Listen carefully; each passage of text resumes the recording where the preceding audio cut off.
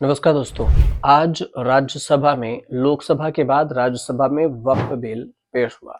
लेकिन इस वक्फ बोल बिल के जो पेश के लिए वक्फ बोर्ड बिल जिसे आप कहते हैं, ये लोकसभा में पेश के बाद राज्यसभा में जैसे ही हुआ तो हंगामा मच गया। विपक्ष ने सरकार से सीधा जेपीसी के पास जो भेजे गए ये बिल था, इस पर कई सारे सवाल दाग दिए। जेपीसी मतलब संयुक्त पार्लियामेंट कमेटी होता है, संयुक्त संसदीय कमेटी। और सवाल ये उठा कि विपक्ष के कई सारे सुझाव दिए थे, उस सुझाव को इस जो बिल से हटा दिया गया और इसी को लेकर राज्यसभा में हंगामा मच गया। विपक्ष सदन से आउट हो गए, वहां से चल दिए। जेपीसी विपक्ष के सदस्य ने आरोप ये लगाया कि जेपीसी में उनके सुझाव को हटा दिया गया।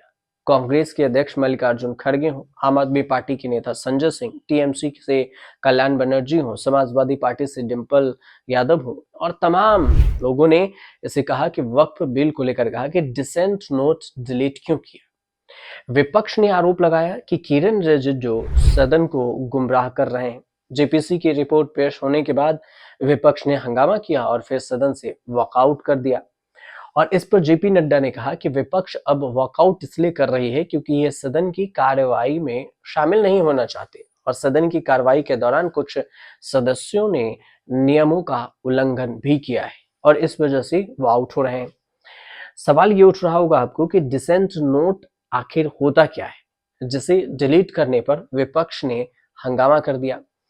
डिसेंट नोट डिलीट का मतलब होता है असहमति नोट को हटा देना, जिस पर सत्ता पक्ष सहमत न हो उसे उससे विपक्ष के जो कमेंट्स थे उसे हटा देना।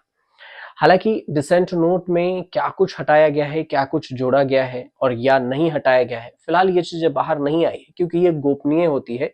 जब तक फाइनल बिल पेश नहीं हो जाता तब तक इसे बाहर नहीं लाया जा सकता और इसकी कोई जानकारी भी बाहर लीक नहीं होती। सिर्फ ये कहा गया कि हमारे कुछ पॉइंटर्स हैं और उसे हटा दिए गए। वक्फ बिल में जो बदलाव है उससे संसद की जो जेपीसी है उसे पहले ही मंजूरी दे दी थी। जेपीसी के अध्यक्ष हैं जगदम्बिका पाल। उनका कहना हुआ कि फाइनल मीटिंग में सभी 44 संशोधित और संशोधनों पर हम चर्चा करेंगे। इसमें एनडीए के सांसद के 14 सुझाव को भी मंजूरी दी गई और विपक्ष के 44 सुझाव को।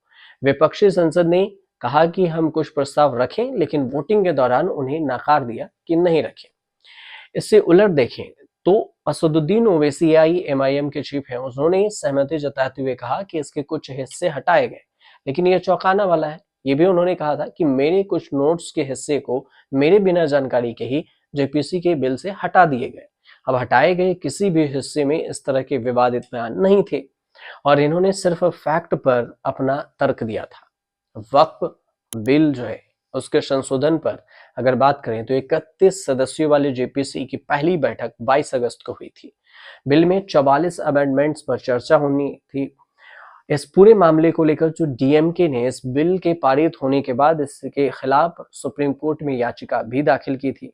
30 जनवरी 2024 को लोकसभा के अध्यक्ष हैं ओम बिरला को ये वक्फ बिल पर जो जेपीसी थी वो जेपीसी ने रिपोर्ट सौंपी। जेपीसी कमेटी ने 655 पन्नों की रिपोर्ट सौंपी थी और इसे बहुमत से स्वीकार किया गया था लोकसभा में। रिपोर्ट में बीजेपी के सांसदों की ओर से 13 से 14 सुझाव थे और विपक्ष के सांसदों की तरफ से 44। विपक्षी सांसदों ने इसे असंवैधानिक करार दिया और आरोप लगाया कि ये कदम वक्फ बोर्डों को बर्बाद कर देगा। जेपीसी के जो नोट्स हैं उसमें विपक्ष ने दावा किया कि समिति की ओर से जो प्रस्तावित कानून विधेयक है उसमें दमनकारी चरित्र झलकता है। मुसलमानों के धार्मिक मामलों में हस्तक्षेप करने का सरकार प्रयास कर रही है। वक्फ संशोधन विधेयक 2024 को केंद्रीय अल्पसंख्यक कार्य मंत्री किरण रिजिजू की ओर से लोकसभा में पेश किया गया था। इसे 8 अगस्त 2024 को जेपीसी के पास भेज दिया गया था। इसके बाद जेपीसी इस पर विचार विमर्श कर रही थी, एक बोर्ड बनाई संसदीय कमेटी की और उसमें सारे सदस्य जुड़े गए और इस पर सहमति बन के अपने अपनी तरफ से ड्राफ्ट भेजे गए। जो वक्फ अधिनियम 1995 है उसी को संशोधित किया गया है और इसे 2024 संशोधित किया गया। बिल के विवाद में लेकर बीजेपी के सांसद किरण रिजिजू ने कुछ सांसदों से मुलाकात भी की अपने चैम्बर में बुलाकर। मुलाकात करने वाले में असदुद्दीन ओवैसी भी थे, एम अब्दुल्ला और नासिर हुसैन भी थे। उसके बाद ओवैसी ने कहा कि हमारे स्पीकर से बातचीत हुई है, ज्यादातर हिस्सा डिसेंट नोट के नियम के हिसाब से है और उनका को रिपोर्ट पेश की गई है।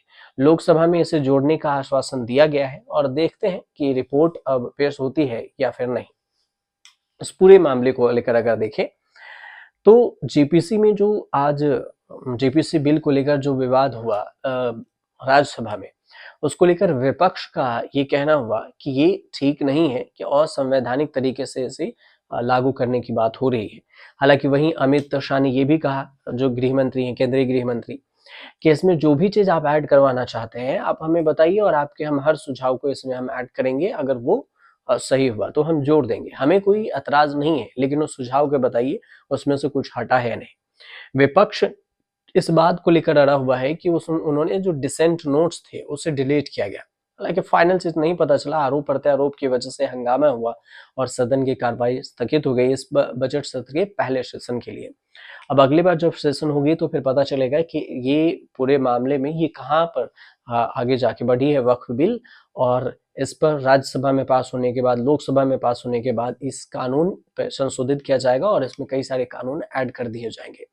तो कब तक कानून बनती है ये भी देखने वाली बात होगी। फिलहाल आपको जानकारी अगर इसमें कुछ आती है तो मैं आपको जरूर बताऊंगा, और आपको जब तक करना ही है कि हमारे चैनल को सब्सक्राइब कीजिए, शेयर कीजिए और कमेंट कीजिए।